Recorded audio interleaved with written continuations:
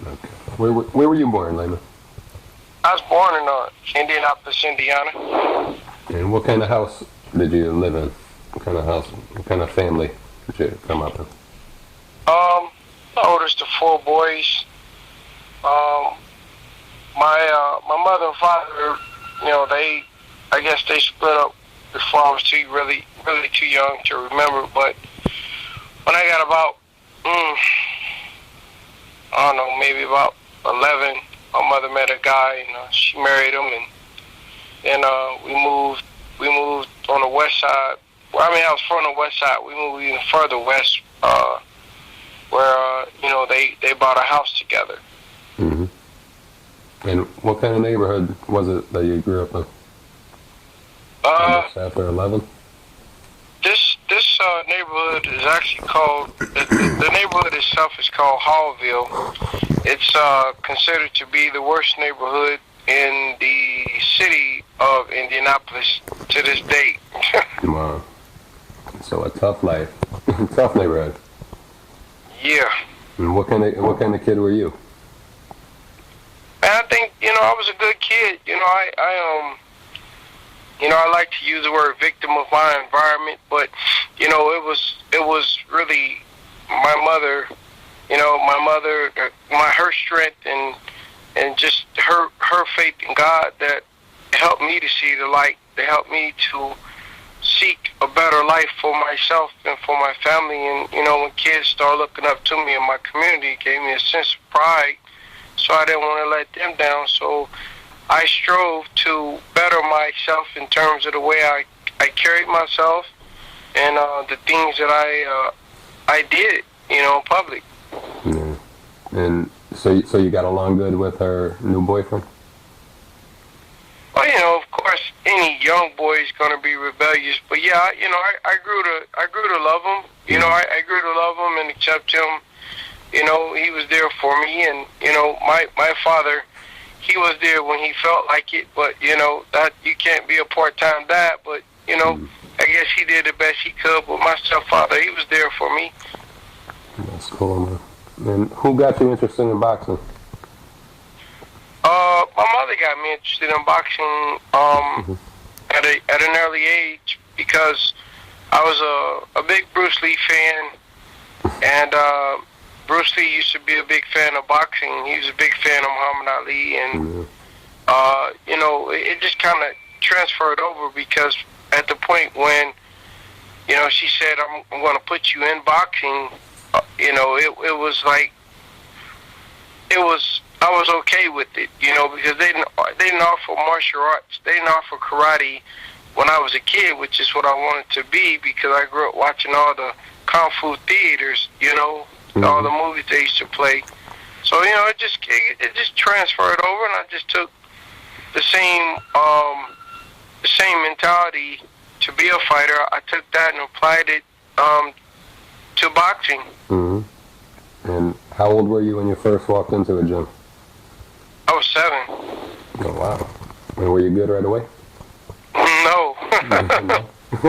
I was terrible. I wasn't good because, there's not a lot of good trainers in Indiana. I mean, they can teach you with so much because, they don't get that exposure of fighting on the national level. And, you don't get big names coming through a town like that when it comes to boxing. So, I was just hungry for it, and God says seek and you shall find, and I did that. I got better. I won everything there was to win in Indiana, and so as a result, I ended up looking for something bigger and better, and I thought I was going to come to the East Coast when I prayed to God to help me, and it actually ended up leading me to the West Coast, which is where I am. How old were you when you moved out west? I was 18. And you were still an amateur, or were you a pro at that time? No, I was amateur. I was amateur. Mm-hmm. So what age were you when you turned pro? Let's see. How old was I when I turned pro? I turned pro in it was the end of '96. Mm-hmm. So what was I, like 24? Leo was, Yeah, okay. something like that. You were training for the Olympics, huh? Well, I was actually I was actually the team captain for the Olympics. Because they picked our team actually 2 years out. And so as a result, I traveled the world and I represented the United States. I was the #1 heavyweight for 2.5 years as amateur. I knocked out 75% of everybody I fought.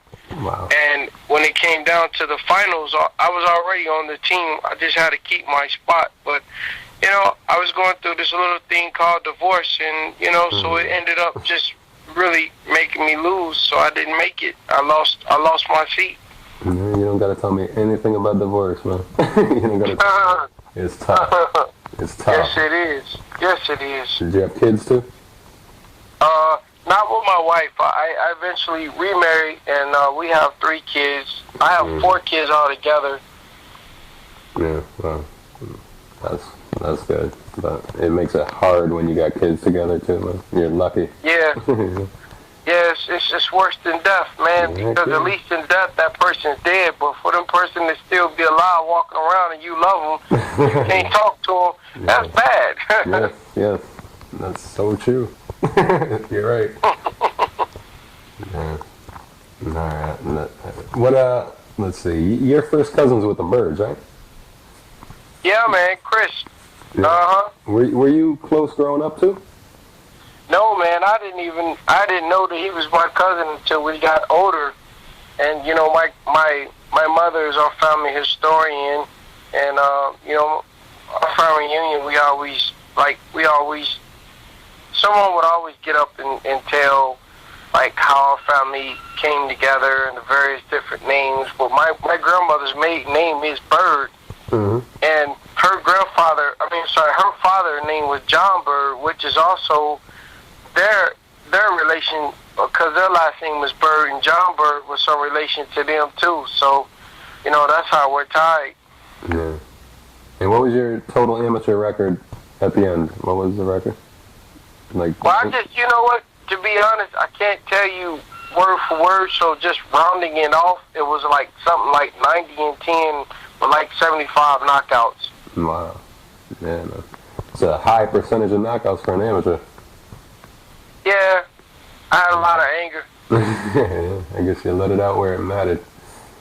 What did it feel like to be the 1995 U.S. heavyweight champion? How'd that feel? It felt good, man, because, you know, to say this is what I've strived for, and to achieve it, you know, it's an awesome feeling, man. It's a great feeling, and you know, just to know that people who saw me running in the mornings, who saw me shadowboxing in the evenings, that saw me tired going to and from the gym, for them to, you know, see that work paid off for me, you know, that made me feel good, because that encouraged them. And, you know, my life is really about, you know, encouraging other people, man. You know, that's what it's about. Yeah. And in 1995, you went to Argentina for the Pan Am Games. What was Argentina like for a young kid? I know you were. Well, it was great, man. I remember when Mary J. Blige had just came out with the 411, and Al Mitchell, the head coach, he played it so much I won't listen to it no more to this day. we was over there for like 2 weeks before we even fought, man. And unfortunately, because of the rules, when you get sick, you can't take medicine, man, like 1 aspirin a week. And I had the flu, and I made it all the way to the finals. But then in the finals, I had to, hold on 1 second for me, please. You got it. About that. No problem, man. Yeah. On your time, man. Yeah, trying to get one of these new fighters, this new guy's going to come work out with me, try and give him some directions to get to the gym. Also, I was just saying to you, in Argentina, you know, they wouldn't allow me to take any medicine for my cold, man. And so by the time I made it to the finals, I had the full-blown flu, and I'm fighting, of all people, Felix Savon. And I just remember I stayed up the whole entire night walking the floor, because when I laid down, the fluid on my chest would make me cough so hard and it would hurt so much. I basically stayed up all night. So when I fought this guy, it was like I felt like I won the first round. In the second round, he threw a right hand, and he caught me and he wobbled me. But then the second time, the coaches, I'm still upset about it, as you can tell. He didn't even catch me with a punch that hurt me. It just, the referee felt like I should have an 8 count, so he gave me an 8 count. My coaches stopped the fight. I'm like, what the heck? I wasn't even hurt. So then they said, well, if we don't stop this fight, you won't be able to fight in the nationals. So I said, so you rather me be number 1 in the United States and be number 1 in the world when I already just beat the number 2 German in the world? So basically they was like, yes. So they stopped the fight. So I had to live with that. But, it's something that, it was like a love-hate type of thing, because I did go back to the United States and I did win, but at the same time, beating Felix Savon, I would have been the first American to do it. Nobody from America ever beat that dude. Yeah. He was scared to death. He was scared of you? He was scared to death. Watch the first round. That dude run for it. He's running for their life, because I was going to knock him out. Because I knocked out everybody I fought in that tournament leading up to fighting him in the finals. Mm-hmm. Yeah, he studied it. He knew you were a scary guy. Man, they were scared to death. So nothing really impressed you about him, except that punch that got you a little bit? You know what, man? The thing of it is, it was a slick punch that he threw. It didn't hurt. I mean, it didn't knock me down. It just knocked my equilibrium off. So I stumbled a little bit, but I didn't fall. And what happened was I thought he was going to throw a straight right, and he threw a looping right, and it caught me on the ear. So it just knocked my balance loose. But, like I said, I took the 8 count like a trooper. Like I said, I didn't go down. Then the second time he threw a right hand, it didn't even buckle me, and they gave me an 8 count, and they stopped the fight. So it's like, okay, I don't know what's going on, but it don't make sense to be number 1 in the United States. Yeah. I'd rather be number 1 in the world. Yeah. Maybe they were trying to look forward to the Olympics. Maybe, tried to qualify for the '96 Olympics, and you'd have met Savon there, I'm sure. Yep. Yep, probably. You're probably right too. Yeah. But you lost to Nate Jones, and you later met him in the pros. What was he like as an amateur? Oh, he was a slick fighter, man. I lost to him because of my own ignorance, because me and my wife had been arguing about how I supported her career, and I just wanted her to support my career, since my fight was only in Oakland, which ain't nothing but a 30-minute plane ride from L.A., So she says, no, I ain't gonna, I'm like, but I supported you. So then the crazy part is I accepted it. I get in the car. I get in the team van. I'm on my way to the venue. They turn the radio on. My ex-wife is in town on the way to the mall to go do autograph signing. So she came to the city. She just didn't come see me. So, dude, when I walked out there and I just see her in the crowd, only thing I wanted to do was knock Nate Jones out, which is something I had already done. I had knocked out everybody I fought, so I was going to knock him out. I was so angry that all he did was hit me and ran. He beat me on points, so that's what it was. Can't fight with anger. My mind wasn't there. I was so mad at her. It was like, you tell me you ain't going to come support me, but then to throw dirt in my face, you come to the city that I'm in. They just happened to turn on the radio on the way to the venue to fight Nate Jones. I just happened to hear them say that you're on the way to an autograph signing. Wow. Thank you. Yeah. That's a woman scorned. I don't know why they gotta hurt you so bad. Well, exactly. You already know.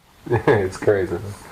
It's like they always get smart to plot your horrible mood after that. It's like they want to do that to you. Right. They want to ruin you. Right. Yeah. And then you fought DeVero Williamson and you lost to him too. You're still mad, eh? Just mad. I felt like I clearly beat DeVero Williamson, because it is so funny, because after the fight, it's crazy, right? So I'm fighting this dude, and I hit this dude everywhere under his foot, because he ain't lifted high enough. And I know I beat this dude on point.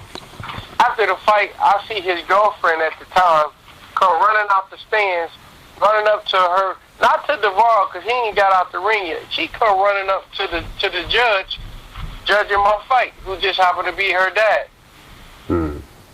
Wow. So that's self-explanatory. Yeah.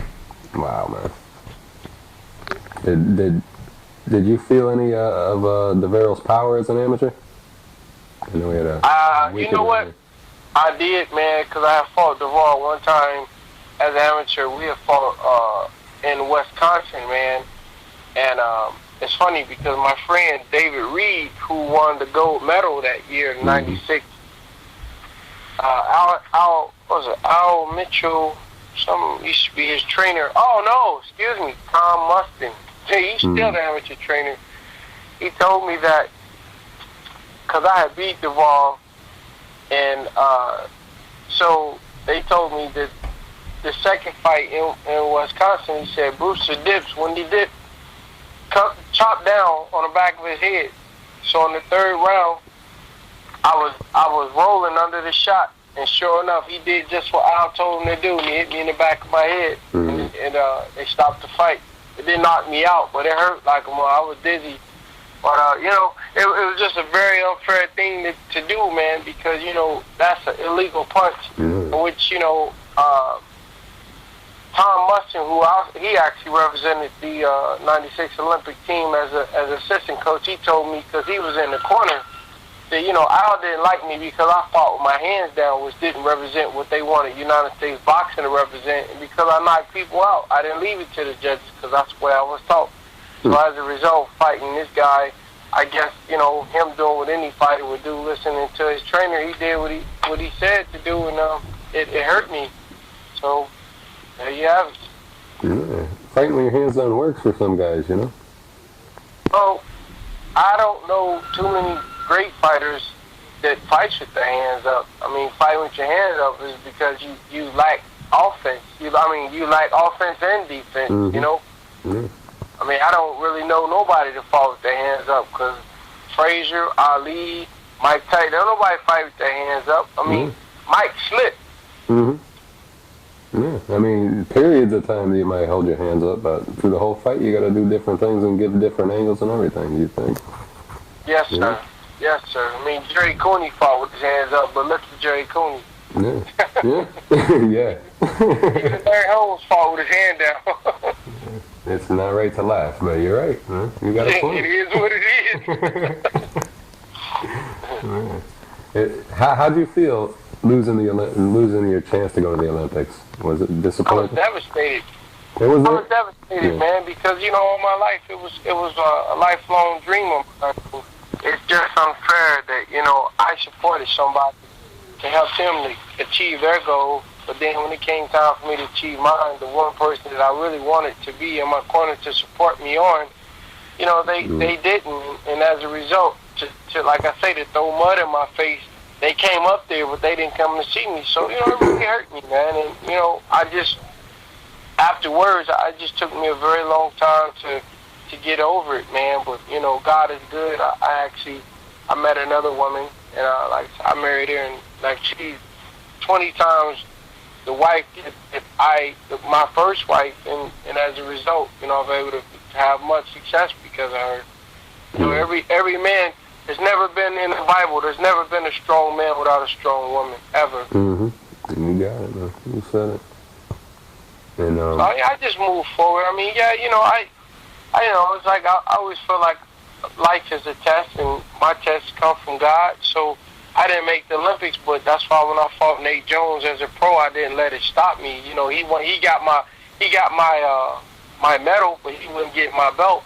And so when I fought for the first title, it's so ironic, because when I was fighting for the medal, I was fighting him, and I'm fighting for my first belt, and I'm fighting him again.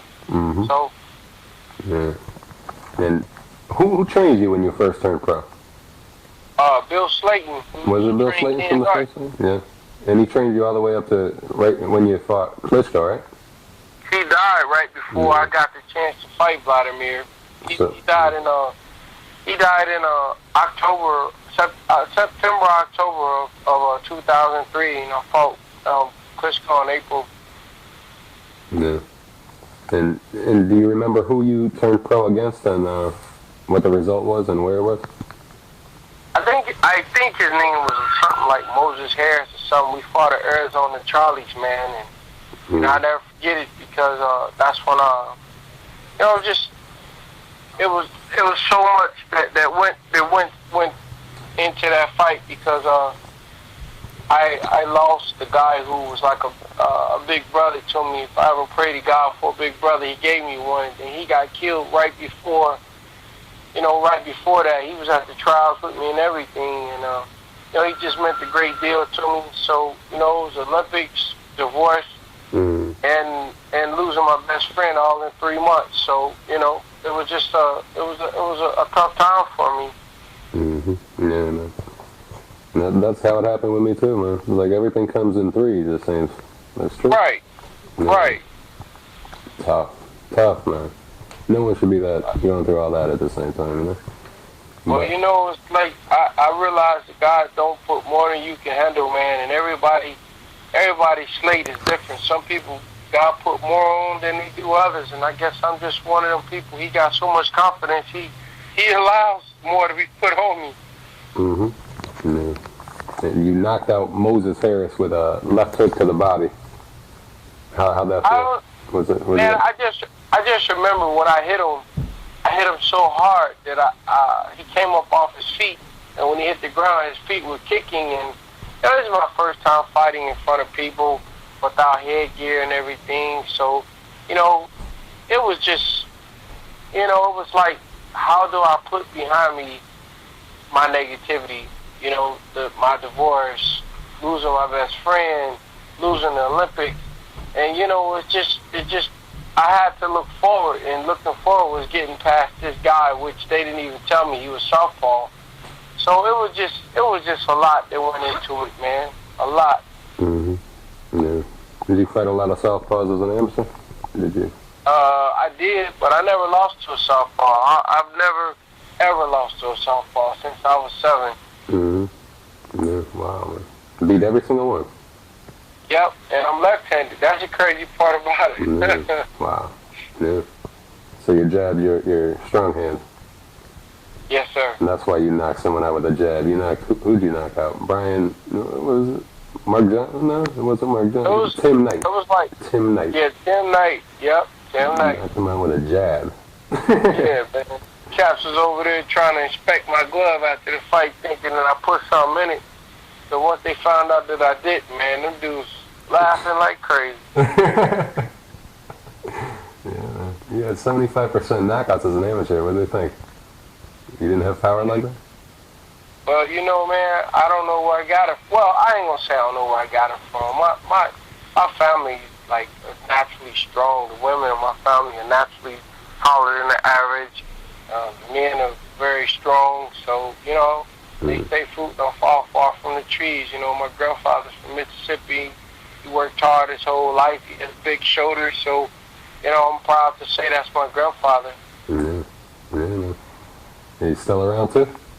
Yes, sir. That's great. Yeah. and you knocked out Mark Johnson in 1997. You fought Mark Johnson, and you knocked him out with a body shot too. So who was teaching you to go to the body as a heavyweight? Not many heavyweights do. Bill Slayton taught me to go to the body. He said you kill the body, the head to go with it. So I always thought going to the body was the best thing, because when you go to a man's head, if he can recover, you'll be so tired that he may even beat you. But if you hit a man to the body and hurt him, he'll never be the same. So I just learned to attack the body and then bring it up. Yeah. And how old were you when you moved to California? Was that after your career was over? I was 18 when I came to California. You were 18. And right out of high school. Yeah. And then you fought John Kaiser. And you. Oh yeah, man. You fought him at the Olympic. Yeah, at the Olympic. Cruiserweight. Yep. Fought him at the Olympic Auditorium. How'd that feel, fighting at the Olympic with all the history there? It was great, man. Because it has a lot of history, and I wanted to be a part of that. Yeah. John Kaiser was a crafty dude that I just couldn't I mean, I don't know, man. It was like he was crafty. He moved a lot. He was quick. So, you know, he put his survival skills into play. I beat him every round, but it wouldn't, you know, it was just, he gave me a lot of movement. It was difficult. Yeah. And then you put more wins together, and then you ended up fighting a journeyman named Gearing Lane. Tough guy. Oh, man, that dude, man, I hit him with shots that should have put him under the hospital, but he kept coming back, man. And, you know, it was funny because that was the first time my coach ever made a joke in the middle of the fight. He gonna look over at the other corner and look back at me and say, I can hear him whispering. They saying, just keep on doing what you're doing because his fist can't take too much more. Wow. Yeah. And how'd you feel at that point in your career beating Gearing Lane? Did you feel you were ready? That was your first time going 10 rounds, right?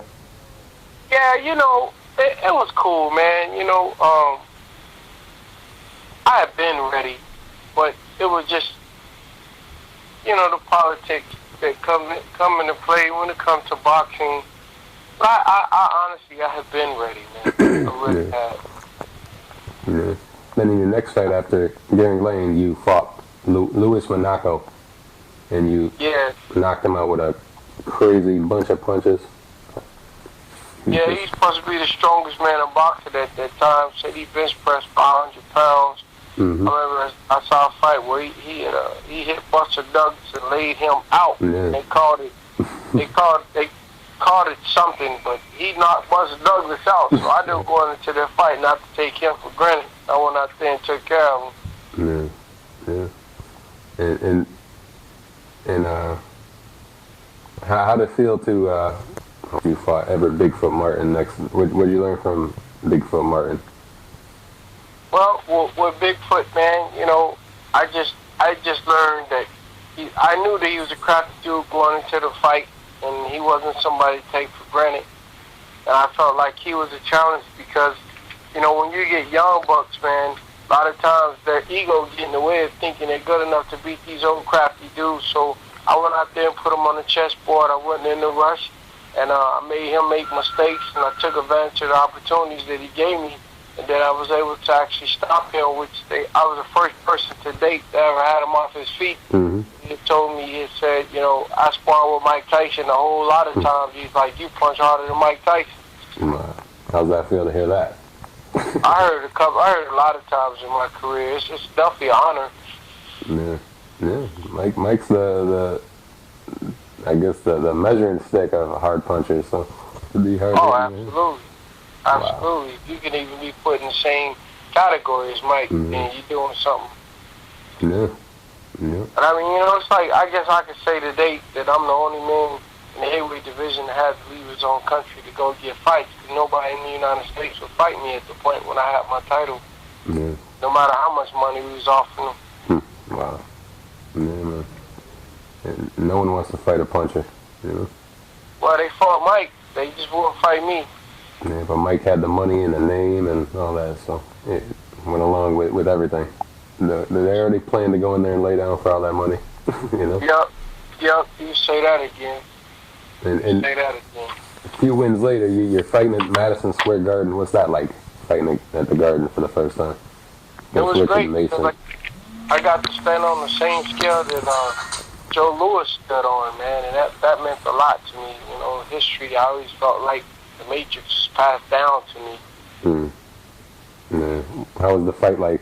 You went another 10 rounds at Madison Square Garden with Richard Mason. What was the fight itself like?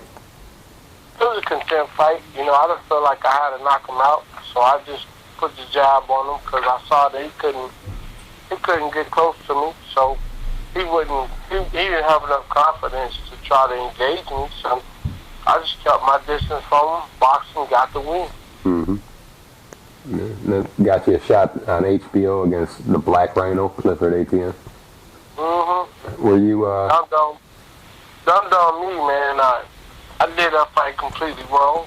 I had trained to fight. I had trained to box him, and then being that was my first fight on HBO, I got so excited, I threw my game plan out the window and just tried to go out there and stand toe to toe and do something I hadn't trained to do. Tore my ACL, my left leg, and had to fight for 10 rounds on one leg. So Mm-hmm. You know, that's what I get. Yeah. You had to show your heart in a few times in the ring. Were you nervous? Were you nervous going in that fight with 18? Going on HBO for the first time? No nerves? No, I wasn't nervous. I really wanted to make a big splash. I tried too hard.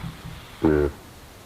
And when you got hurt in the first round, what were you thinking at that point? Well, what I was thinking in the first round was that I cannot get myself to calm down, and I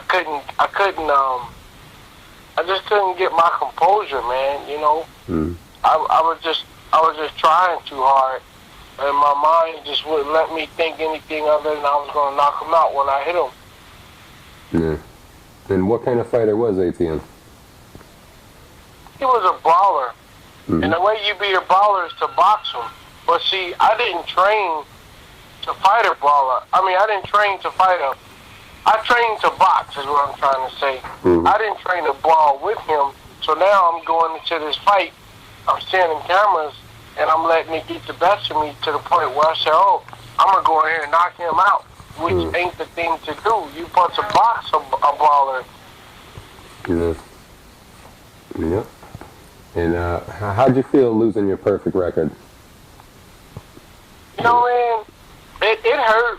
It hurt because it's like, I know I was the best out there, but I lost because of my own ignorance. And so I just sucked it up and said, I'll be back. You know, like I started looking at all the other great champions saying, you know, these guys, these champions, Muhammad Ali, Mike Tyson, everybody's lost before, so don't let it get me down. Yeah. And you had to get better from surgery too after that, right? You had surgery? I did. I didn't have that type of surgery though. What I did was I went to Canada and I did something that wasn't sanctioned by America that helped me.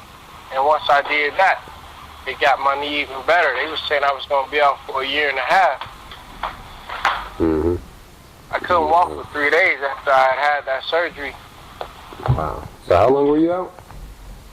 You came back 4 months later. I wasn't out too long because I actually rushed. I rushed back, which was my problem because I went from 224 to 290. I did that in like probably about 4 months. Just making up for lost time. Well, I was stressing, man, because my wife was pregnant, and it was like, shoot, what am I gonna do? Yeah, that's scary times, man. I'm out here in California by myself. I have no other way to provide. I don't have no degree or no trait. Yeah.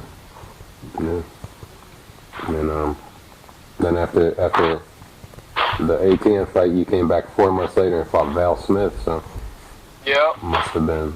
That's why I was saying the whole Russian part, because I came in and fought him at my heaviest weight at that point. I was like 230 something, which that was way too big for me. But shoot, I had to put food on the table. Yeah. Then I turned around after that and still tried to get my weight down to 224 again, and that's what hurt me, is because when I lost that extra 13 pounds, it just killed me, because I didn't know anything about eating. I didn't know about protein. I didn't know what a carb was. And I'm like, go to the gym, and I'm asking these dudes how to lose weight, because they go on the scale with no fat on their body. But they didn't tell me as a fighter I need to have carbohydrates in my body, which I didn't know what a carb was. So they just told me, just eat chicken and fish. But they didn't explain to me fuel comes from carbs. Fuel comes from pasta and bread and things like that. And so I went into the fight, and I just had no energy whatsoever. So as a result, I couldn't even pick my arms up. He was so scared, he just ran and won on decision. Wow. And then after that fight, you got you back on HBO, though. You fought Charles Schuford on HBO. That was a fight I was talking about. Yeah. What happened in that fight, though? Like, what do you remember about Charles Schuford? Well, what happened in that fight was that I was struggling to come down from my 30 to 224, so I asked the guys at Gold's Gym how to lose that weight. So I ended up just like I said, drinking water, running 5-6 miles every day. I got my weight down, but I was weak, and I thought I was weak because I was training hard. But I didn't know I was weak because I didn't have no energy. I didn't know what energy was. I thought energy came from eating red meat and eating spinach like Popeye, but that's not true. And it was my ignorance of nutritional eating, which is why I lost that fight. How'd you feel after losing? Now you got 2 losses. What are you Devastated. I was devastated because that fight right there was the worst fight I had ever had because I couldn't pick my arms up. I was just so tired. He was just so scared of me that he just decided just to box me and run. If he had sat down on his punches, man, he'd have knocked me out. Because I'm telling you, I used to have to, I used to say in that fight, all right, pick your foot up, use your jab. I had to talk myself through everything I was going to do. I was so tired. I didn't have no energy. I was dehydrated for 2 weeks after that fight. I was taking IVs and everything. Stupid weightlifters. Yeah, you can. That's why they be passing out on stage when they posing and stuff, because they ain't got no energy in their body. But I didn't know this. I didn't know what energy was. I thought energy just was eating food. You know, that was my fault. You took like a full year off after that. What were you thinking about after that? Just trying to get a new plan going? Well, yeah, you know, man, the thing of it was, after the Schufer fight, it was just like, man, it was really about educating myself on proper eating, rehabbing my knees still, getting my weight down, and just really just trying to figure some things out in life.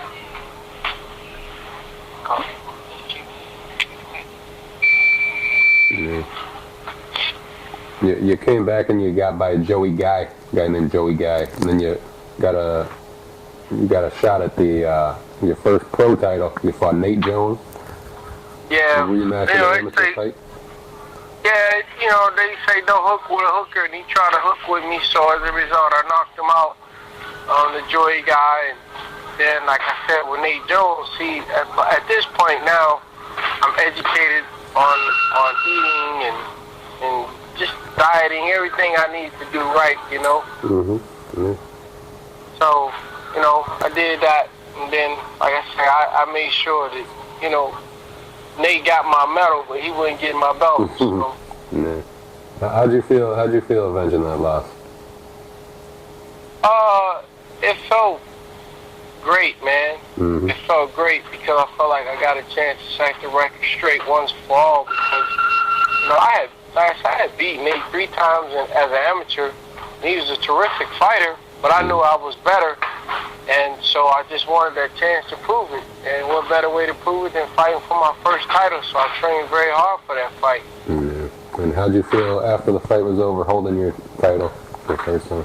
New chance. Like I was on top of the world. Yeah. And then a couple of fights later, you got your big chance against Klitschko, fighting for the world championship. Tell me about that fight. How'd you find out you had that fight? Who told you about it? Well, the WBO had sent me a letter, and they said that you're next in line to fight for the title. So they said that you can't fight until you fight for that title. So as a result, they made me sit down for like over a year while they let Vladimir fight. And then, lo and behold, Don was making the deal behind my back, which he didn't think I know, which was, if you sign with me, you ain't got to fight Lamon Brewster. But as a result, Vladimir didn't want to fight. He didn't want to sign with Don. So once he didn't sign with Don, Don made sure he had to fight me, and then I executed my plan. And did you train at all with Bill Slayton for that fight, or not at all? You trained with Buddy? Well, at that point, yeah, I was training with Bill, but then he became terminally ill, which, as I say, he passed away 7 months or 8 months before I got the chance to fight. And so, you know, with that being said, man, you know, I dedicated that fight to him because he was more than just a trainer. He was like a father to me, too. Tell me about him, man. What kind of guy was he? Bill was one of the greatest people that you've ever met on earth. Even to this day, if you ask anybody to know him, everybody who ever knew him were influenced by him. People like Mickey Rourke, people like, gosh, man, but the majority of the trainers in California that knew him, man. I mean, actually, this guy, he was an angel, man. He wasn't even a man; he was an angel, and that's the way people viewed him. It's sad losing people like that. Yeah, he was a great guy. Great guy. He taught me more about being a man than any man, including my father. Wow. Yeah, what can you say about a guy like that? You know? He was my custom model. And after that fight, or after he passed away, you found Buddy McGirt to train you. What made you click with Buddy McGirt? Well, I just knew Buddy from just being around boxing, man, and I knew Buddy was a hot trainer. He was a good trainer. And then it's like it's hard to question a man who was a 2 or 3 time world champion. So I went in. I wanted to work with him because I had moved my family back to Indiana, and he was in Florida, and I wanted to get out of California for a little bit. So that's when I moved my family back to Indiana. Yeah. And how was the training with Buddy? Was it a lot different than training with Bill Slayton? Yeah, it was. You want some water? Yeah. You said it training with Buddy versus Bill. Yeah. What was it? Was it a big change? Yeah. Yeah, because Bill went about things from a scientific way. And his Bill's style of training. Style of teaching was different from any other trainer I ever had. So, there are no man ever replaced Bill. Everybody got their own style. Now, going through the pre-fight press conferences and stuff, did you talk to Vladimir at all? Nah, I'm really not big on talking, man. I don't believe I really got nothing to say because it ain't never nothing personal. It's just I want to prove I'm better than my opponent at what it is that we both choose to do. So you were real confident going in, fighting him when you saw him and stuff? Oh, absolutely. Yeah. And your training camp made you feel confident too, then. So you had a great training camp, right? Yeah. They say, you got to give 100% and dedicate yourself, and that's what I did. I didn't cut no corners, and I gave it to God, and I was able to go in there and pull it out. Yeah, tell me about the fight. How did it go? Tell me about your memories, man. Well, the memories of it was just that I watched his fights before we even fought, and I already saw that he got tired in the later rounds. So we devised a plan to come up to make him work real hard early to take him into the later rounds, because when he gets tired, he has mental breakdowns, but it was just getting him into the deep water because he could punch, and, he was in great shape. So, that's what we worked on. We worked on taking him into the late rounds and making him drown, and that's what we did. And, my sparring partners trained, they worked very hard. I had a lot of sparring partners, and it was all about conditioning and sticking to the plan, not trying to win the rounds, but just to make him work, make him hold, make him grab, make him always feel like he got to fight every second of every round, and that's what I did. Yeah. What were you thinking? Were you surprised at all by his power when you first felt it? Nah, because I never register pain into my mind, because you can't afford to register pain in your mind when you're fighting, because if you get hit with a good shot and you stop to think about how that felt, well, then guess what? If he's still punching, then what you gonna do then? Yeah. So if he hit me with a good shot, I won't feel it until the next day. I won't even think about it till the next day, because pain is an emotion caused by fear, caused by pain, caused by flesh and the nerves. That's all controlled by the mind. That's why crazy people don't get hurt. You can't hurt crazy people because they don't let it register. So I just said I wouldn't let it register. You know what I mean? Like when you got a mission, you got to stay focused on your mission. You can't allow yourself to get caught up in the now. You got to be looking down the road. That's what a chess player does. Yeah, I totally get you. And how'd you feel when you saw the fight was over, the ref waved the fight over? How'd that feel? I was just thankful to God because all my life I had prayed for Him to allow me to become a world champion. And being that He did, you know, it was like, okay, wow, I'm champion now. You know, so I spent probably up to 9 months every day waking up like, wow, you heavyweight champion of the world. You know what I mean? Like I was in shock with it. It wasn't. It was Michael Buffer that said he knew, right? How's that feel to hear Michael Buffer say that? Oh, it felt great, man. Because again, Michael Buffer was somebody that I grew up watching on television as a kid. So for Michael Buffer to say that, you know, it was like, wow, I'm part of history. Yeah, you gotta feel good. Yeah. What did man. What did Buddy say to you after? What's that? What did Buddy McGirt say to you after? Well, see, now Buddy didn't start working with me. I was working with a guy by the name of Shadid Saluki at that point, who Shadid Saluki was trained by Bill Slayton, my original trainer. So I didn't start working with Buddy McGirt until about 3 or 4 fights later. No, okay. I thought you went with Buddy right after that. There was Shadid Saluki, and then there was it was Shadid Saluki, and then there was Jesse Reed, and then Buddy McGirt. So I had 2 fights. I had 2 fights, which was the Klitschko and it was Klitschko and Kali Mihan. Kali Mihan with Shadid Saluki. Then with Jesse Reed, there was Andrew Galata and Luan Krasniqi. Yeah. And what about the Kali Mihan fight? What do you remember about that? Well, Kali Mihan has a better right than Vladimir Klitschko, that's for sure. Let me talk to them. It was a tough fight, man, mentally, because I allowed myself to get soft because I knew I could beat Kali, or at least I thought that way, so I didn't think I'd have to work as hard. But, you know, the thing is, I didn't realize that Kali was getting up to fight me, whereas, you know, me, I'm thinking, oh, I'm going in here just like in sparring, and shoot, he bought his A game. And then he broke your jaw in the 8th round. What's that feel like? Well, he didn't break my jaw. No, he didn't break it, but I did have a stress fracture. I did have a crack in my jaw, I can say that much. Yeah, so a hairline fracture. Yeah. How's that feel to fight with a guy who hits that hard with a broken jaw? Man, I can't tell you, because again, I don't allow pain to register into my head, man. I just knew afterwards for a few weeks, you know, my jaw was sore, but, you know, I was still able to eat everything, so I was cool. Did you feel you could win to the very end of the fight? Against Kali? Yeah. Did you feel like, it was a split decision, wasn't it?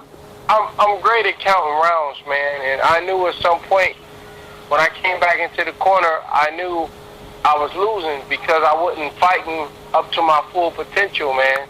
And you know, one of the things was that when I got there, I remember the first thing his son did was run up to me and gave me a hug, and that just really melted me, man. It's like, how can I fight this dude when I know his family and this and that? My mind just wasn't in the right place. Like I say, Kali got up for me, but I didn't get up for him until I came back into the fight. I came back and sat down in the corner like the 5th round and was like, man, I'm losing this fight, ain't I?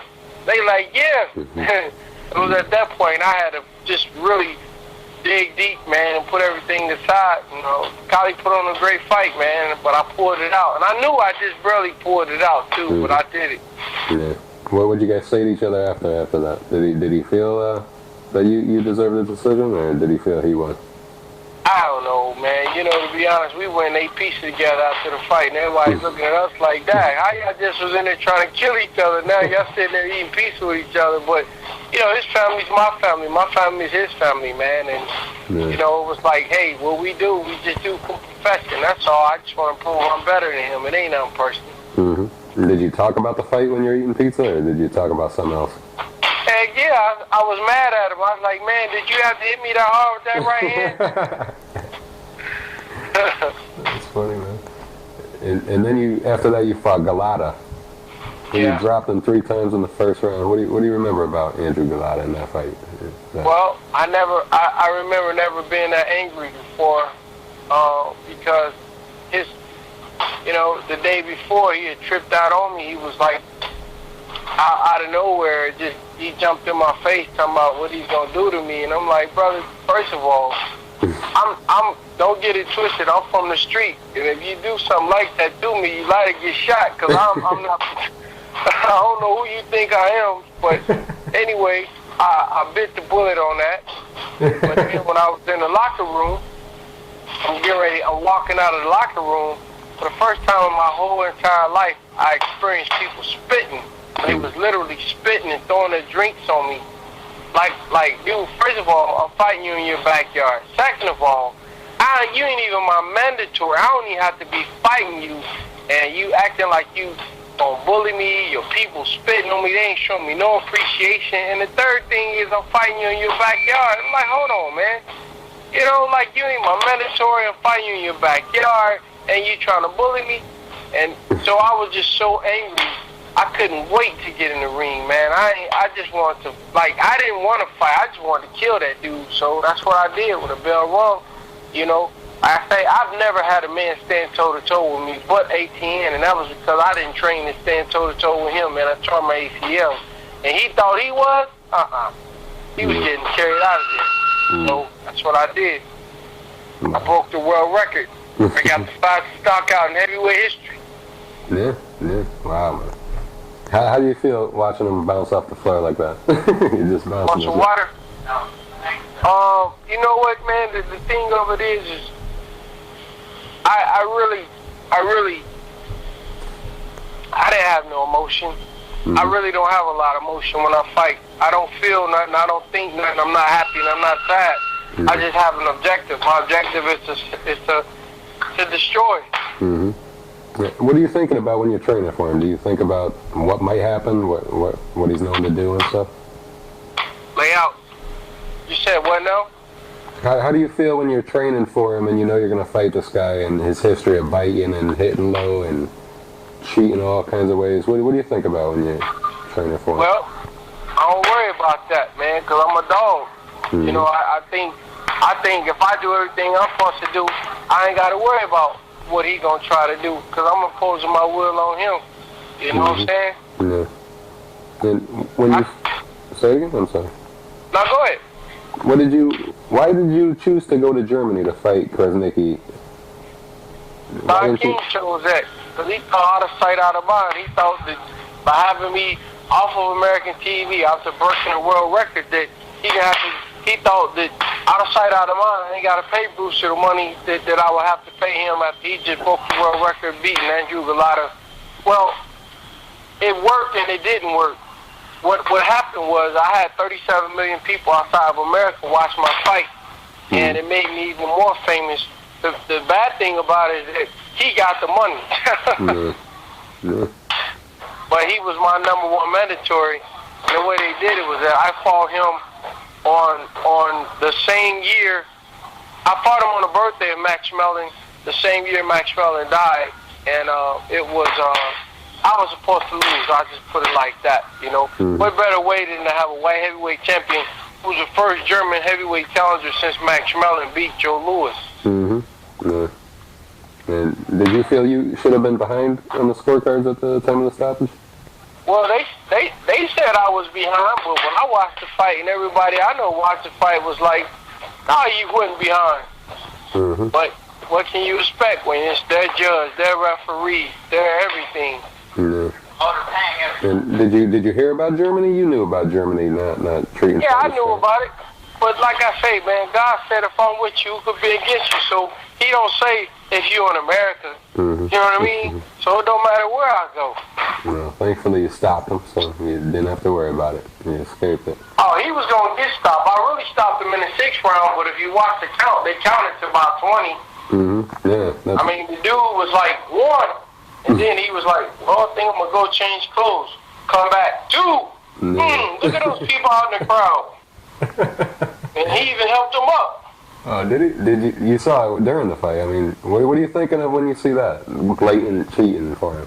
you could see my face because when I knocked him down and he started getting the slow 8 count, I looked over at my corner. You could just see the look on my face like there's no way they're gonna let me win. So I just said, okay, well, if this dude if he ain't willing to kill me, then he can't win. Because I just went into that frame of mind where you gonna have to kill me to win. So I had bad intentions on every punch I threw until I knocked him out.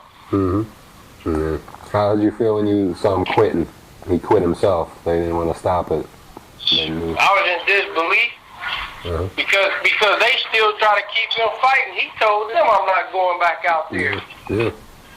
You can see it. When I knocked him down, he got up. He walked over the corner and was like, nah, I've had enough. Yep. They was like, come on. He was like, no, I'm not doing it. They couldn't get him. Because he knew I wasn't going to quit. Yeah. He pitched bluff probably about 2 or 3 weeks after that.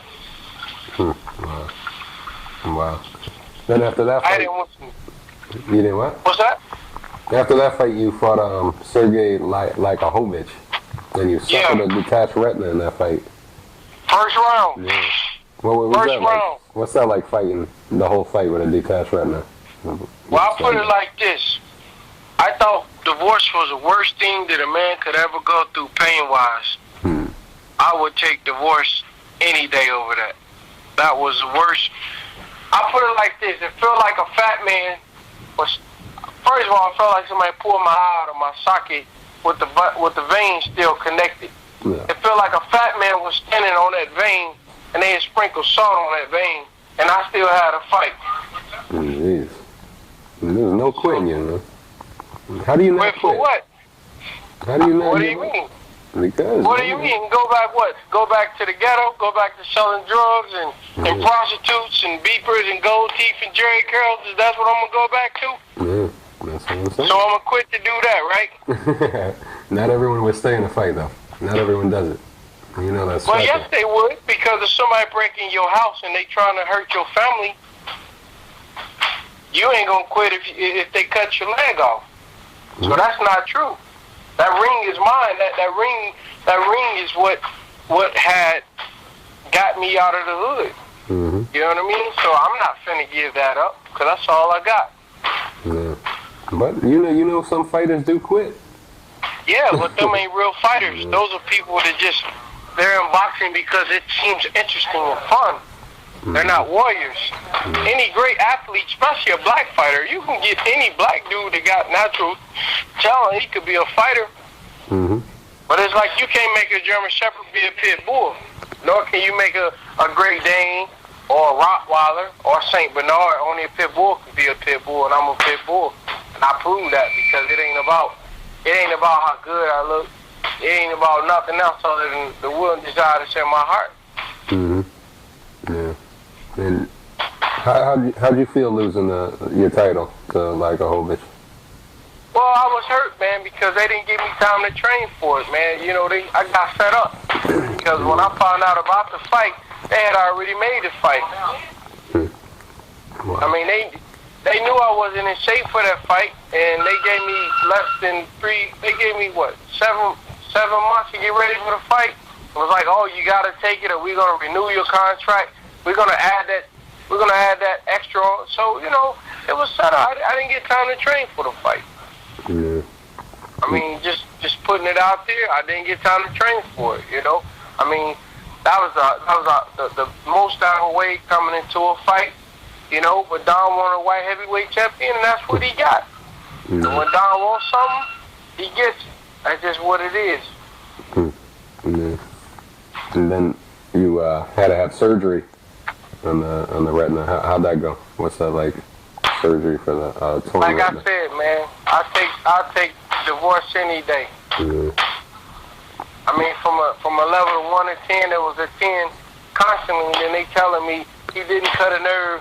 They telling me we don't know why you having this pain because it's not normal with this type of procedure.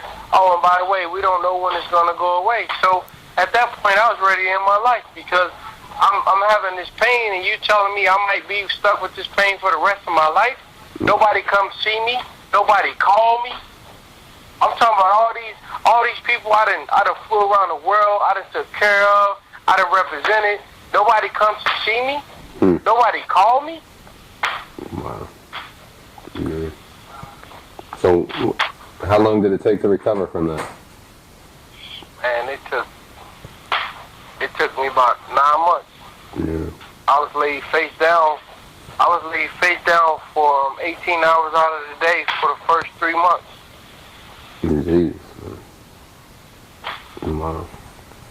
Then how long did you train for the next Klitschko fight? Probably about 2.5 months after being off for a year and 2 months, because the minute my leg stepped out of the hospital door, not even my back leg was out, I get a call from his people. They said, "Oh, we want to fight you again in a rematch." And the whole time for the 2 years I had my title, he wouldn't even mention my name. Now he's calling me out.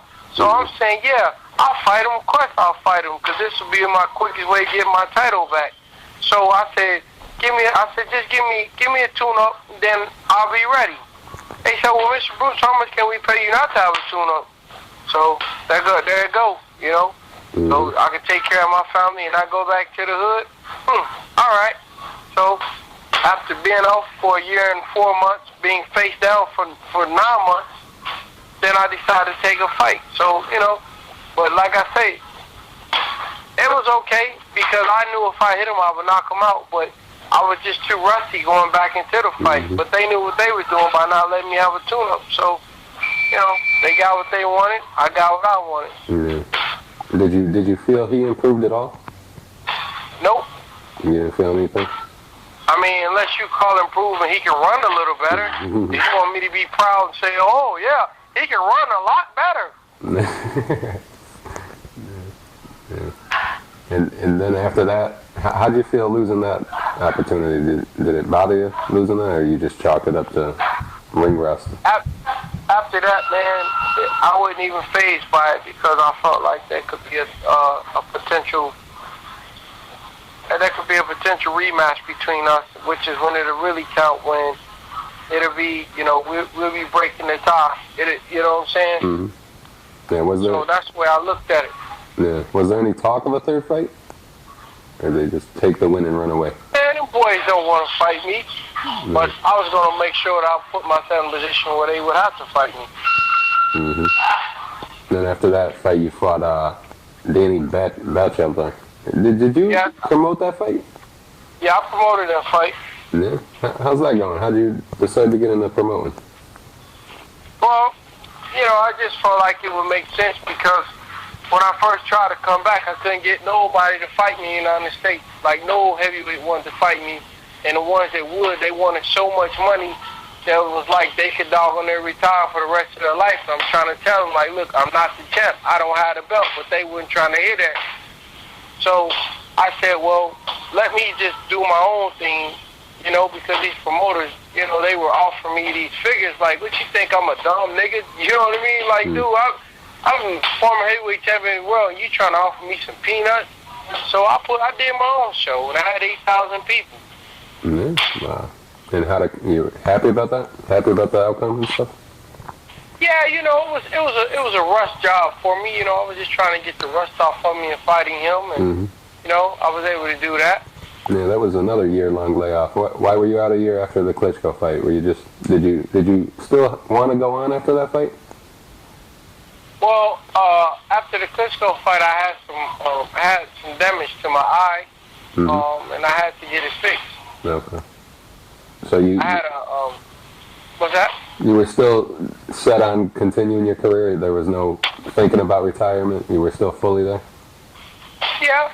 I mean, I did. You know, it was like I wanted to have my rematch with Vladimir eventually, but I wanted to get the rust off of me. So that's what it was really all about. But, you know, I just like I said, I just came back to LA, man. And, you know, just was going with the flow, trying to get my feet back in the water. That's all.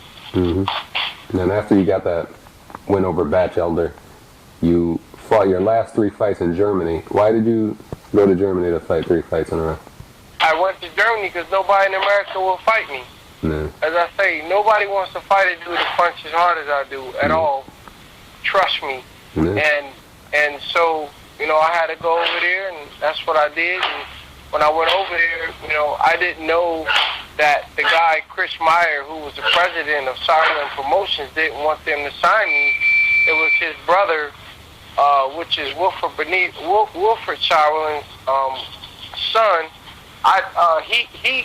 He signed me, but I guess he didn't tell Chris Meyer because Wilfred Chamberlain doesn't run Silent Promotion anymore. Chris Myers is the president, his illegitimate son, I guess they were saying. And so those two had conflict. For whatever reason, he didn't like me, so they made it a point to try to get me beat, and that's what they did. Yeah. Well, your first fight in Germany, you fought Michael Sprott. You won 8 rounds there. What was that fight like with Michael Sprott? How did the Germans treat you when you go there to just fight? Oh, they cool. Yeah. Yeah, I mean, I'm a hero over there anyway. I'm like Elvis everywhere in the world, but here. And, I'm serious. It's funny, but I can't walk down the street in no country but this one. Yeah, I believe it. But it was cool. I mean, it was cool. The Michael Sprott fight was a good fight. He's a slick fighter, and he's tough, and he got that experience. But my thing was just to basically put the jab on him, and if I could find a knockout, knock him out. But if not, just keep on doing what I was doing. And that's what I was able to do successfully. Mm-hmm. So, Michael Sprott, I beat him on points, was able to get some rust off of me. Yeah. And then you fought Gabenga Alukin, and he got a decision, but you were coming on at the end of that fight. Did you feel like you lost that fight? Or? Man, look, I've been fighting since I was 7 years old. I know how to count points. I beat that dude. Mm-hmm. So and that's why I just like, okay, if y'all want to say I lost, okay. But anybody who watched the fight, they can see that I won. Now, I could have knocked him out, but I didn't think I had to since I was with Silent Promotions, and they was my promoters. And that's when it all started coming out, that they didn't want me under their promotion, which I don't understand why they just didn't let me go. Yeah, it's strange. So then your last fight was with Sauerland too, against Hellenius? Yep. And what did you think about that fight? What happened with that? Well, it was a setup from the go, because when I got there, they asked me what time did I want to be at the fight, and I told them, I said, what time am I fighting? They said 9 o'clock. I said I want to be there at 7 and give me 2 hours to get ready for the fight. Well, while I'm in there. When I get there for the fight, excuse me 1 second. Mm-hmm.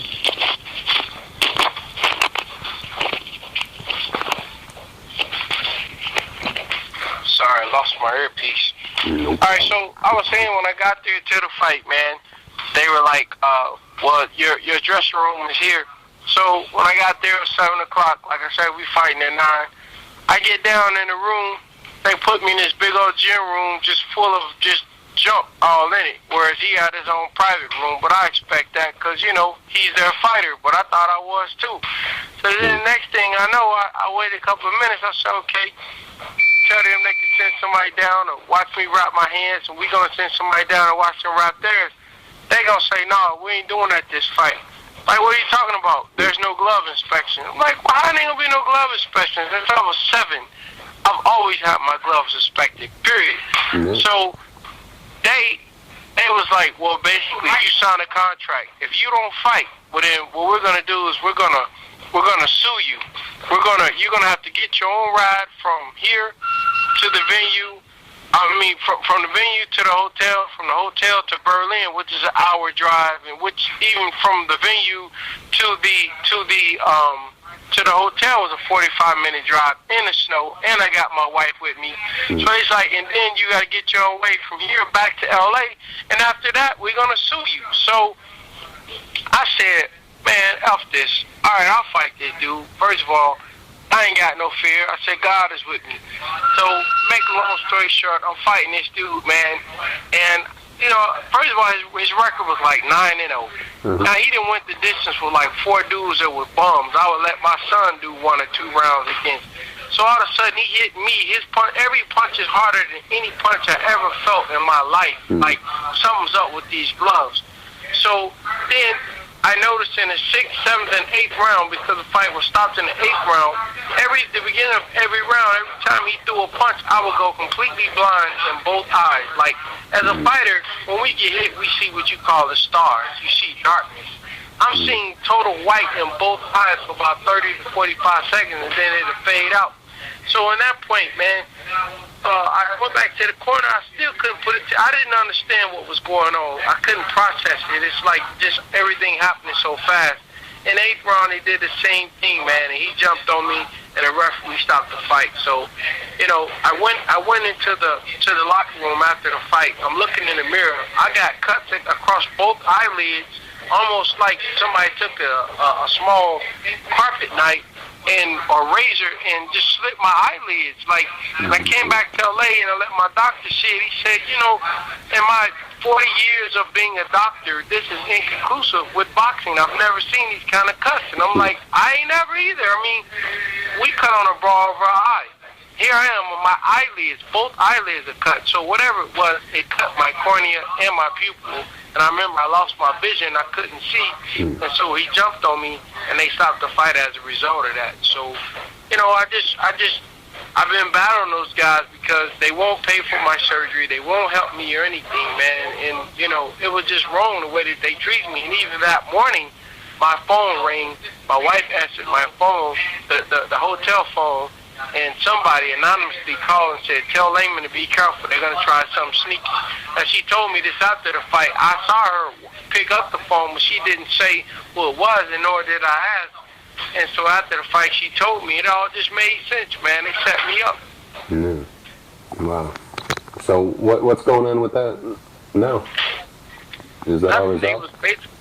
Well, they was like, if you wanna file a lawsuit, you got to get on a plane, go back to Germany, get a German attorney, and take a German promoter to court. Like, that's gonna happen. Wow. So, you know, I just been dealing with it. What else can I do? Boxing, man. What a crazy business. It's unbelievable. You could just do whatever you want in this business. Yeah, if you got the money and power. Yeah. That's sad, man. That's really sad. And are you're retired now? How's your vision now? Just had another surgery to repair my vision, and, you know, I'm just waiting to see how much of my vision returns, and, you know, we'll go from there. Right now, I'm just content upon training people and, you know, training these guys, man, and I'm teaching them the sweet science. Yeah, that's great, man. And are you sparring people still? Well, I probably will once my eye gets recovered, but right now I'm not sparring. I'm just working the mix with guys. Do they expect your vision to get better, or they just don't know yet? They don't know. No, They don't know. awful. Yeah, they do expect it to get better, but how much better? They said they're not sure. So you're not totally blind in that eye, though, right? No. Yeah. What's your vision in both eyes? Is both eyes damaged? No, it's just one. I don't know what my vision is in my left. In my right is 20/20 though. Yeah. Is there anybody who would help you in boxing? Is there anywhere you can go for help? Well, I don't think so. You know, they don't have pensions for boxers, man. It's like, you know, you get hurt, it's on you if they don't cover it. And they said that they wouldn't cover it because it was overseas. That sucks, man. Lousy business. I mean, I heard all the horror stories about fighting overseas, but I didn't think it would happen to me because I'm a sportsman for boxing. You know, you don't read about me in the tabloids. You know, I don't have all the negative things that hangs over my head. So I didn't think that would happen to me. Yeah, it's sad, man. And where do you train fighters now? I'm training fighters now in LA, man, off of Olympic. It's in West LA. It's off of Olympic and Bundy. Yeah, do you own the gym? No, I don't own it. I just run the gym. And so you just train the fighters. You train professional fighters? You got any good prospects? Well, I just got some up-and-coming fighters, man. Nobody that you would know. You know, my gym is called FC Gym, which is F is in Frank and C is in car, fcgym.com. you can go onto the website and check it out. Mm-hmm. And what kind of trainer are you? Who taught you the most? Is it Bill Slayton you kind of are the most like? Your style of trainer? You know what, man? You can say that, but I had another trainer named Bill Slayton, Bill Brown as an amateur that really taught me everything that I need to know as a boxer. And then Bill Slayton taught me everything I need to know as a fighter and an inside fighter, you know. So I just kind of learned from both of those guys and put my own little spin to it. So I teach the art of fighting now, the art of hitting without getting hit. Yeah. And I know you could never have Bill Slayton replaced, but what kind of trainer was Buddy McGirt? Buddy McGirt is a good trainer, man. You know, he'll get you in shape, and you know, I think he can lead a guy in the corner. You know, if you pay attention to what he say, I think Buddy's he's a terrific trainer. Yeah. And how about Jesse Reed? Did you get along good with Jesse Reed? What's that? You and Jesse Reed hit it off pretty good when he was training you? Yeah, Jesse, yeah, man. Yeah, he's a friend of mine. You know, nothing bad to say about Jesse. Mm-hmm. You know, I already had my mind made up about who was going to train me. So, you know, it was like I knew I wouldn't stand with Jesse, but I knew I needed him at that time. Yeah. So out of your whole career, who gave you the best advice in your whole life or career? Bill Slayton, no question. What'd he say? What didn't he say? Taught you everything. Yes, sir. Taught me how to be a man and be a fighter. Yeah. And what do you got to say to your fans? You got a lot out there, Lamon. Man, what I say to my fans, man, it's anybody listening is, look, if your mind is set on something that you're going to do, well then, in order for you to achieve it, the first thing is you can't go by what somebody else tell you, because people told me I couldn't do this or I couldn't do that when it pertained to boxing, and I became everything that I believed that I could be, which was a world champion. And if I were to listen to people, including family members, even close family members, I wouldn't even be here. So that's what I tell people. Believe in yourself and do everything you're supposed to do and everything you think you can beyond on being successful, whatever it is that you're trying to do in life, no matter what it is. You can achieve it. I did. So it can be done. Beautiful words, man. Thanks for talking to Real Combat Media, Lamon. Appreciate your time. Anytime, brother. Thank you, man.